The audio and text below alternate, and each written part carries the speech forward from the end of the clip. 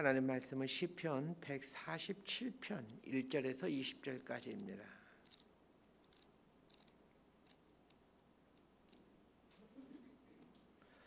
(147편) 1절에서 20절까지 말씀 번갈아 가면서 읽습니다.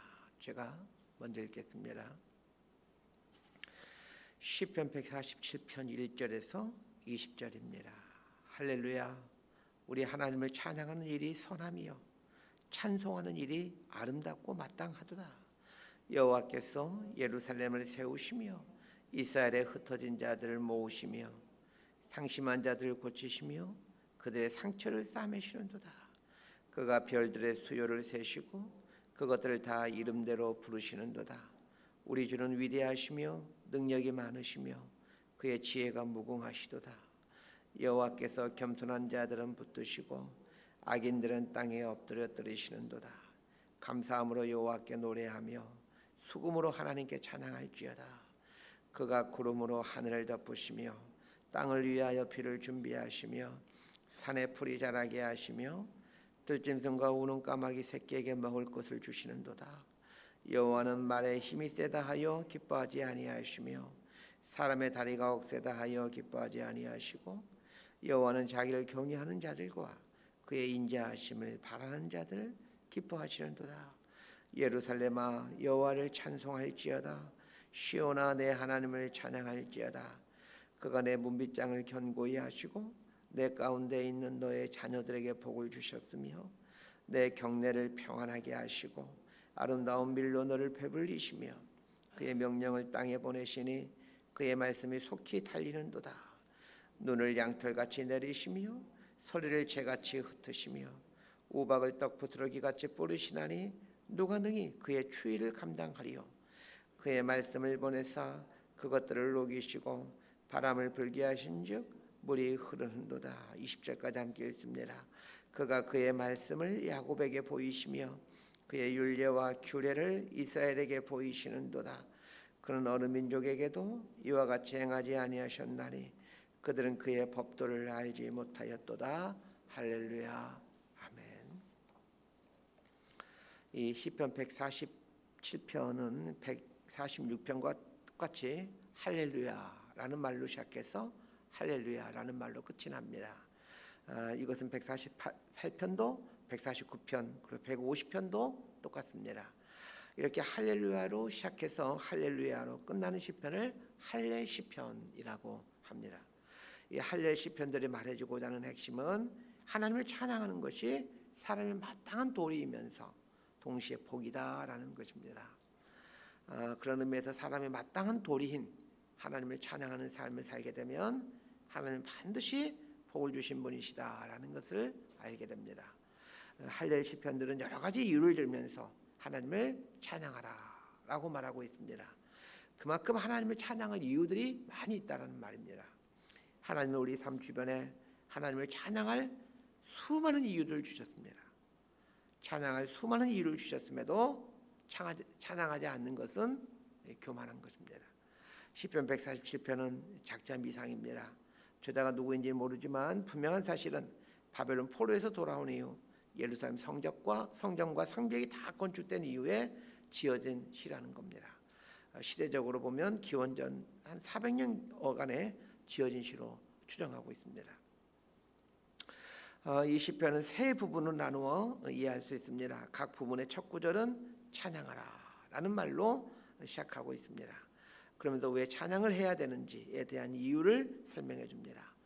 자, 이 시편의 각 부분의 주제를 이렇게 정리해 보았습니다. 첫 번째 단락인 1절부터 6절까지는 구원에 대한 찬양, 7절부터 11절까지는 창조에 대한 찬양, 12절부터 20절까지는 돌보심에 대한 찬양, 이렇게 정리해 보았습니다. 자, 1절에서 6절까지 말씀 함께 보겠습니다. 시작. 할렐루야. 우리 하나님을 찬양하는 일이 선함이요 찬송하는 일이 아름답고 마땅하도다.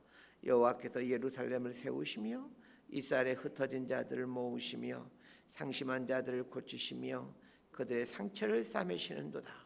그가 별들의 수요를 세시고 그것들을 다 이름대로 부르시는도다. 우리 주는 위대하시며 능력이 많으시며 그의 지혜가 무궁하시도다. 여호와께서 겸손한 자들은 붙드시고 악인들은 땅에 엎드려뜨리시는도다. 하나님을 찬양하는 것이 선하고 아름다운 일이며 마땅한 일이다. 이렇게 고백하고 있습니다. 그런 면에서 하나님을 찬양하지 않는 것은 악한 것이고 또 추한 것이며 도리에 어긋나는 일이다라는 것을 오늘 말씀을 통해 보게 됩니다. 첫 번째 단락인 1절에서 6절까지는 구원에 대한 찬양입니다. 2절을 보면 여호와께서 예루살렘을 세우시며 이스라엘의 흩어진 자들 모으시며 이렇게 말하고 있습니다. 세 번에 걸친 바벨론 침략으로 예루살렘은 완전히 폐허가 되었습니다. 그러나 하나님께서 기적적인 방법으로 바사와 고레스를 통해 포로 귀환이 이루어지게 하시더니 예루살렘 성전이 세워지게 하고 성벽을 세우게 함으로 예루살렘 성을 재건해 가십니다. 거칠어 보면 사람들이 하고 있는 것 같지만 그러나 이 모든 것들 배후에 하나님이 계셨다, 하나님이 하셨다라는 것을 이스라엘 백성들은 똑똑히 알고 있습니다. 예루살렘이 재건된 걸 찬양하면서 이스라엘의 흩어진 자를 모으시는 것에 대해서 찬양하고 있습니다. 이스라엘 백성들은 바벨론 전 지역에 흩어져 살았습니다. 바벨론 혹시 있을지 모르는 반란을 대비해 식민지 백성들의 같은 민족끼리 모여서 지내지 못하도록 다 흩어져 놓았습니다. 그런데 하나님은 바벨론 전역에 흩어진 이스라엘 백성들을 모으시더니 귀환하도록 해주십니다. 여기서 영적으로 해석할 부분이 있습니다. 이 시편에 나오는 예루살렘은 오늘날의 교회로 해석할 수 있을 것 같고 이스라엘은 우리 그리스도인들로 해석하는 겁니다. 그래서 2절 말씀을 하나님께서 교회를 세우신 것에 대하여 찬양하라 라는 것으로 바꿔볼 수 있습니다. 하나님은 교회를 세우시는 분이십니다. 물론 사람을 통해 교회를 세우시지만 그러나 사람에게 교회를 세워갈 수 있도록 동기를 부여하고 또 목회자를 훈련시켜 교회를 견고하게 만들어 가시는 분이 하나님이십니다. 하나님은 계속해서 이 땅에 교회들을 세워가실 겁니다. 전 2절 말씀인 여호와께서 예루살렘을 세우시며 이 말씀을 보면서 하나님께서 지속적으로 교회들을 세워가신다라는 것을 알게 됩니다. 그렇다면 교회에 대한 우리들이 해야 될 일이 있다면 하나님의 손과 발되어 그분의 교회를 세워나가는 것입니다. 그렇게 함으로 하나님께서 교회를 세워가심에 대해 모든 민족과 열방이 찬양할 수 있도록 해드려야 됩니다. 2절 하반절에는 이스라엘의 흩어진 자들을 모으시며 이렇게 말하고 있습니다. 이것은 우리 그리스도인들을 일으켜 세워가신다라고 해석해 볼 수 있습니다. 하나님은 우리를 일으켜 세워가시는 분이십니다. 바벨론 포로란 절망 속에 있던 이스라엘 백성들을 불러내어 예루살렘 성전을 회복하고 성벽을 재건해가는 꿈을 주신 분이 하나님이십니다. 저는 이제 우리 그리스도인들이 하나님께서 보여주시는 이 꿈들을 볼 수 있게 되기를 바랍니다. 하나님이 보여주신 꿈을 보게 될 때 절망에 있던 좌절에 있던 우리 영혼은 일어서게 됩니다. 꿈이 없으면 열정이 사라집니다. 교회가 열정이 없다라는 것은 꿈이 없다라는 말입니다. 하나님은 흩어져 다들 속에 있던 꿈을 잃어버린 이스라엘 백성들을 불러 모으십니다. 전 이 시대도 이런 일이 일어날 수 있게 되기를 소망합니다. 자, 7절부터 11절까지 말씀 함께 봅니다. 시작. 감사함으로 여호와께 노래하며 수금으로 하나님께 찬양할지어다. 그가 구름으로 하늘 덮으시며 땅을 위하여 비를 준비하시며 산에 풀이 자라게 하시며 들짐승과 우는 까마귀 새끼에게 먹을 걸 주시는도다. 여호와는 말에 힘이 세다 하여 기뻐하지 아니하시며 사람의 다리가 억세다 하여 기뻐하지 아니하시고 여호와는 자기를 경외하는 자들과 그의 인자하심을 바라는 자들을 기뻐하시는도다. 첫 번째 단락이 교회를 세우시고 그리스도인들을 세워주시는 것에 대한 감사와 찬양이라면 이 두 번째 단락인 7절부터 11절까지는 하나님의 창조에 대해 찬양하라 라는 내용입니다. 구름이 하늘 덮고 있는 것, 땅에 비가 내려 산에 있는 풀이 자라게 하시는 것, 들짐승과 까마귀가 먹고 살아가는 것, 이런 것들에 대해 찬양한다 라고 말하고 있습니다. 이게 우리 생각으로는 별로 찬양할 이유가 되지 못할 것 같은데 시편 기자는 이런 것에 대해서 찬양한다 라고 고백하고 있습니다. 이스라엘은 물이 적은 곳입니다. 때를 따라 비를 내리지 아니하면 농사 지을 수가 없는 곳입니다. 이스라엘만 그런 게 아니라 사실은 대부분의 나라가 마찬가지입니다. 우리나라도 비가 내리지 않으면 농사 짓기가 참 곤란합니다.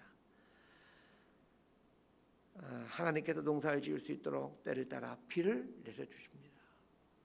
그럼에도 불구하고 비가 내리는 걸 당연한 걸로 여기고 이것을 고마움을 잊어버리고 살아갑니다. 비가 내리는 것을 당연하게 여기며 우리는 살아가죠. 그럼 한번 잘 생각해 보십시다. 하나님께서 비를 내려주지 않는다라면 우리의 삶은 어떻게 되겠습니까? 하나님께서 비를 내려주지 않는 것 때문에 하나님을 향하여 왜 비를 내려주지 않느냐라고 삿대질할 수 있겠습니까? 비를 받을 수 있는 아무런 권리가 없지만 그리고 비를 내려줘야 되는 의무가 하나님께는 없지만 그분 우리에게 비를 내려주심으로 우리가 살아갈 수 있도록 해주십니다. 하나님께서 이 땅의 만물을 창조하셨기에 만물이 살아갈 수 있도록 하나님은 모든 조치를 취해 가십니다. 비가 내리는 것, 산에 풀이 자라는 것, 들짐승이 먹고 살아가는 것, 이런 일상적인 일들 속에서 하나님의 창조와 그분의 먹여주시는 은혜를 보며 산다라면 이것이 창조 하나님을 찬양하는 삶이지 않겠습니까? 10절에 보면 여호와는 말에 힘이 세다 하여 기뻐하지 아니하시며 사람의 다리가 억세다 하여 기뻐하지 아니하시고 이렇게 말하고 있습니다. 지금 설명이 좀 필요한 말입니다. 이 말은 말에 힘을 의지하는 사람 그리고 자신의 힘을 의지하는 사람을 기뻐하지 아니한다라는 말입니다. 말은 빨리 달리게 해주는 도구입니다. 우리 다리도 마찬가지입니다. 특히 젊은 날에 튼튼한 다리는 어디든지 갈 수 있게 해줄 것 같습니다. 그러나 그것이 얼마나 유하는 것인지를 알아야 합니다. 10절 말씀은 젊고 힘 있는 사람들에게 경고하는 말인 것 같습니다. 젊은 날 건강한 자신의 몸과 뭐든지 할 수 있을 것 같은 자신감을 믿고 살아가는 사람들에게 해주는 경고입니다. 자신의 힘으로 살아가는 것이 아니라 하나님께서 때를 따라 비를 내려주시고 하나님께서 들짐승과 까마귀에 먹거리를 주시는 것처럼 우리 삶에 친밀하게 도움이 되시기에 살아가는 것이지 우리가 강한 힘이 있기에 살아갈 수 있는 것이 아닙니다. 매 순간 살아가면서 이 창조주 하나님을 기억해냈으면 합니다. 하나님께서 우리 인생의 창조주이시고 우리의 삶을 이끌어 가신 분임을 인정하며 그분께 겸손히 엎드린 지혜로운 삶을 살아가십시다. 이것이 하나님을 찬양하며 살아가는 피조물의 삶이지 않겠습니까? 자, 12절부터 20절까지 말씀 함께 보겠습니다. 시작. 예루살렘아 여호와를 찬송할지어다. 시온아 내 하나님을 찬양할지어다. 그가 내 문빗장을 견고히 하시고 내 가운데 있는 너의 자녀들에게 복을 주셨으며 내 경내를 평안하게 하시고 아름다운 밀로 너를 배불리시며 그의 명령을 땅에 보내시니 그의 말씀이 속히 달리는도다. 눈을 양털같이 내리시며 소리를 재같이 흩으시며 우박을 떡 부스러기같이 뿌리시나니 누가 능히 그의 추위를 감당하리요. 그의 말씀을 보내서 그것들을 녹이시고 바람을 불게 하신 중 물이 흐르는도다. 그가 그의 말씀을 야곱에게 보이시며 그의 율례와 규례를 이스라엘에게 보이시는도다. 그는 어느 민족에게도 이와 같이 행하지 아니하셨나니 그들은 그의 법도를 알지 못하였도다. 할렐루야. 자, 이 세 번째 단락은 돌보심에 대해서 찬양하라라는 내용입니다. 13절을 보면 그가 내 문빗장을 견고히 하시고 내 가운데 있는 너 자녀들에게 복을 주셨으며 이렇게 말하고 있습니다. 자, 문빗장을 견고히 하셨다라는 말을 생각해 보십시다. 자, 문빗장은 우리를 지켜주는 방패와 같은 걸 의미합니다. 성이라면 성문이 문빗장일 거고 집이라면 대문이 문빗장일 겁니다. 하나님께서 우리의 문빗장을 견고히 하셨다라는 말은 하나님께서 우리가 소중히 여기는 것들을 지켜주시고 돌보신다라는 말입니다. 우리가 그렇게 많이 먹고 운동은 그렇게 안 하는데도 그리고 우리가 그렇게 농약이 많은 음식들을 먹음에도 불구하고 이렇게 건강하게 살 수 있는 것은 하나님께서 우리의 건강의 문빗장을 지키고 계시기 때문입니다. 힘들어 벌어놓은 재산이 한순간에 사라지지 않는 것도 하나님께서 재물의 문빗장을 견고히 해주셨기 때문입니다. 무엇보다도 우리 자녀들의 인생에 문빗장을 견고하게 세워놓아서 자녀를 지켜주신 걸 생각하면 참 감사가 됩니다. 이 세상에는 위험한 것들로 가득 차 있습니다. 우리 인간이 만든 모든 것들이 실은 다 위험한 것들 아닙니까? 잘 생각해 보십시오. 이 사람이 만들어 놓은 것들 다 위험한 것들이죠. 그럼에도 불구하고 하나님께서 자녀들을 향해 문빗장을 쳐주심으로 자녀들을 또 지켜내 주십니다. 지금은 잘 물어보지 않지만 아이들 어릴 때 종종 아이들에게 이제 물어보곤 했습니다. 우리 아이들 이름이 누리 혜인인데, 누리 혜인아, 너희들은 아빠랑 엄마랑 이렇게 사는 게 행복하냐? 그럼 아이들 그럽니다. 아빠 너무 행복해요. 아이들도 이런 말 들으면 눈물이 핑 돌죠. 저는 그 많은 나이에 행복하다는 것을 느껴본 적이 없는 것 같습니다. 모든 게 다 불만이었던 것 같습니다. 제가 제 부모에 비해서 잘하는 것이라고는 예수 믿는 것, 그거 하나 있는 것 같습니다. 다른 건 별로 잘하는 게 없는데 하나님 믿는 것, 이거 하나 하고 있습니다. 하나님 믿는 것, 이거 하나 조금 하고 있는 것 같은데 하나님께서 자녀들의 문빗장 되어 주셔서 자녀들에게 복을 내려 주십니다. 13절과 14절에 나오는 자녀들에게 복을 주시는 것, 평안하게 하는 것, 배불리게 먹게 하는 것, 이 말씀을 이렇게 생각해 보다가 불현듯 깨달은 게 있습니다. 이거 내 삶인데, 이거 내 삶이잖아. 이걸 알게 되었습니다. 여러분, 제 삶이 그렇습니다. 우리 아이들이 복을 받고 사는 것 같습니다. 그래서 제가 평안하게 살고 있습니다. 그리고 굶지 않고 배불리 먹고 살고 있습니다. 배고파 죽겠어, 이 말보다 배불러 죽겠어, 이 말 더 많이 하고 살아갑니다. 그리고 간혹 배고파 죽겠어, 이 말 할 때도 먹을 게 없어서 배고파 죽겠어, 이렇게 말한 경우는 없습니다. 일하다 보니까 하다 보니까 끼니를 걸려서 배고파 죽겠어, 이렇게 말하지, 쌀 없어서 배고파 죽겠어, 이렇게 말한 적 없는 것 같습니다. 평안하다라는 말이 살롬이라는 말인데, 이 말은 전쟁이 없는 상태를 말합니다. 전쟁을 겪지 않고 배고픔 없이 살아간다는 것, 이게 얼마나 큰 복인지 모릅니다. 그런데 적지 않은 사람들은 이 전쟁이 없는 것, 굶주림이 없는 걸 당연하게 여기고 살아갑니다. 요즘 우리나라 젊은이들 중에 전쟁이 없는 것, 굶주림이 없는 것 감사하며 살아간 청년들 몇 명이나 될까요? 전쟁이 없는 것, 굶주리지 않고 살아가는 것을 그걸 당연하게 생각합니다. 그런데 당연한 게 아닙니다. 이 사람의 욕심과 탐욕을 생각하면 이 땅에는 전쟁이 그칠 수가 없습니다. 사람의 욕심을 생각하면 소수의 사람들만 배 터지고 대부분 사람들은 굶주리며 살아야 되는 게 맞습니다. 그런데 우리의 욕심이 끝이 없음에도 우리를 전쟁의 고통으로부터, 굶주림의 고통으로부터 보호해 주시고 계십니다. 이런 일상적인 돌보신 은혜에 대해 하나님을 찬양하라 라고 말하고 있습니다. 찬양해야 될 두 번째 이유가 있습니다. 18절에 보면 그의 말씀을 보내사, 이렇게 말하고 있습니다. 하나님 우리에게 말씀을 보내주셨습니다. 성경 말씀을 보내주셨고, 또 말씀이신 로고스신 예수 그리스도, 그분을 우리에게 보내주셨습니다. 말씀을 주신 것이 얼마나 큰 은혜인지 모릅니다. 하나님 말씀은 우리에게 바른 길을 알려주십니다. 하나님 말씀이 없으면 어떻게 사는 게 옳은 삶인지 도저히 알 수가 없습니다. 말씀이신 예수님이 우리에게 보내주지 않으셨다면 우리가 어디에 소망을 두고 살 수가 있겠습니까? 그런데 말씀이 주어지니까, 예수님이 주어지니까 무엇이 옳은 삶인지 알게 되고, 무엇을 붙들고 무엇을 소망 삼고 살아야 될지를 알게 해줍니다. 그래서 말씀을 주신 것을, 예수님을 주신 것을 찬양하십시오. 말씀 정리합니다. 하나님을 찬양하며 살아야 되는 이유는 우리 삶에 가득 차 있습니다. 잘 보면 모든 것들이 찬양할 이유가 됩니다. 가장 큰 찬양의 이유는 구원이죠. 우리를 구원해 주신 것, 그리고 우리에게 교회를 주신 것, 그리고 무엇보다도 하나님의 꿈을 우리에게 알려주셔서 우리가 하여금 무엇을 추구하며 살아야 될지를 알게 하신 것, 찬양해야 됩니다. 또 하나 찬양해야 될 것이 있다면 천지 만물을 창조해 주심에 대해서 찬양하는 겁니다. 그분이 창조하셨으니 그분이 책임지시고 그분이 먹이십니다.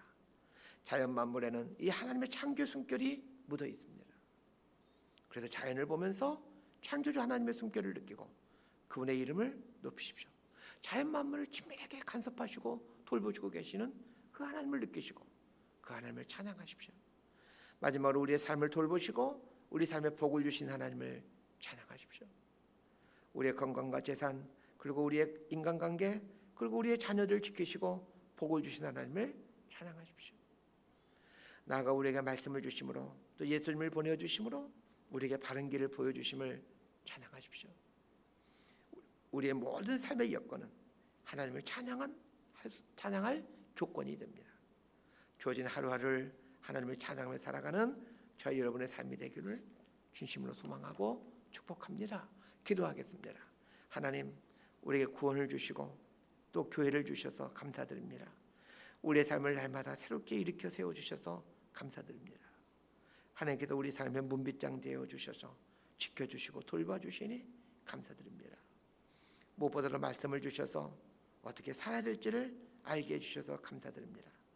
오늘 말씀을 통해서 하나님을 찬양해야 될 이유들이 이토록 많이 있다는 것을 알게 해주셔서 감사드립니다.